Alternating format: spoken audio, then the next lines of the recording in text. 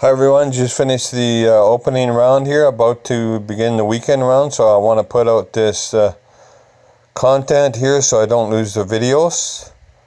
So I'm just going to put the 9 holes here the best way I can explain it, and let's get started.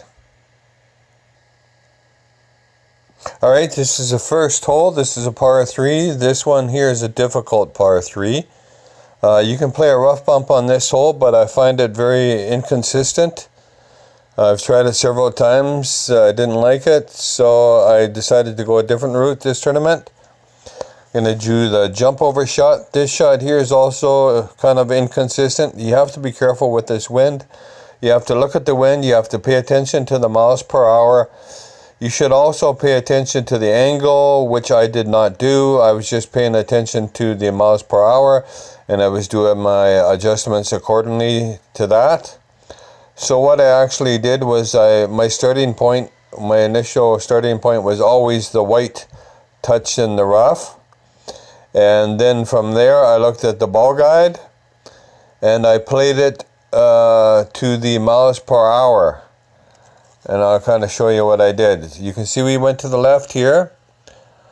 This is a 5 mile per hour wind. So I played it so that the tip of the ball guide was touching the line, the dark line or the white line. It depends on how you look at it, but right in the center of it. So on a 5 mile per hour wind, I played it right on the line. So you can see we went left of the hole.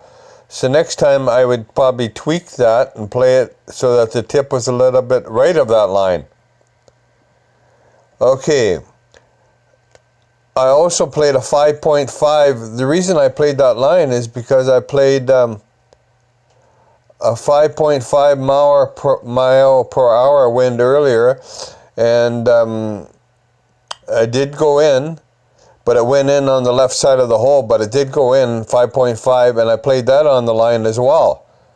So I wasn't quite sure what to do with this one, and you can see it went left. So I also had a 6 mile per hour wind and played that on the line, but it went left edge of the cup as well. So 5 mile per hour and 6 mile per hour each went left of the cup. I played the 6.3, it went left of the cup. I also played that with the tip on the line. But I think that actually went...